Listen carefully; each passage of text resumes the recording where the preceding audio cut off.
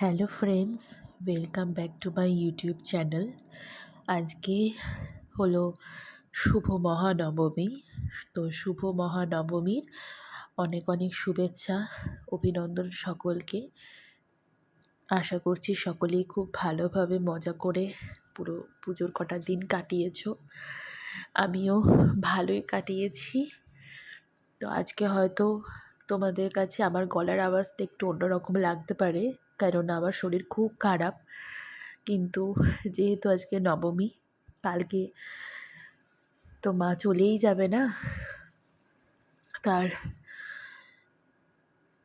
স্বামীর কাছে। আবার একটা বছরের অপেক্ষা হয়ে যাবে। তো যতই শরীর খারাপ থাকুক না কেন, আমি আজকে বেরিয়েছিলাম। তো আমার গলার অবস্থা খুব খারাপ, আমার গলা প্রচণ্ড ব্যথা। শুধু তাই নয়, জ্বর, সাথে নাক বন্ধ। তো এই সব নিয়েও এডিট করতে বসেছি। এখন অনেকই রাত্রির হয়ে গেছে, প্রায় 11:40 বাজে। একটু পরেই মহাদশমী পড়ে যাবে। মহাদশমী না, মানে দশমী পড়ে যাবে, মানে শুভ বিজয়া দশমী পড়ে যাবে। অর্থাৎ মায়ের দিন শেষ হয়ে যাবে মর্তে, আবার ফিরে যাবে মা কৈলাসে। তো যাই হোক, আজকে একটু বেরিয়েছিলাম সন্ধেবেলা, আমি, মা, আমার মাসি, আমার দাদা। তো আমার মা যেহেতু এবারে একদমই বেরোতে পারেনি, একটাও মায়ের মুখ দর্শন করতে পারেনি, মায়ের শরীরের অবস্থা খুব খারাপ তাই জন্য। তো আজকে বেরিয়েছিলাম একটু।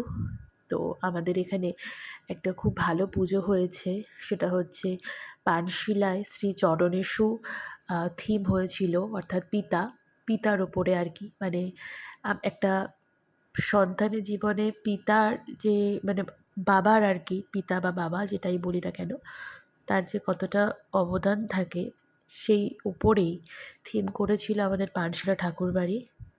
তো আমি যতটুকু পেরেছি ক্যাপচার করে তোমাদের সাথে শেয়ার করছি, ঠিক আছে?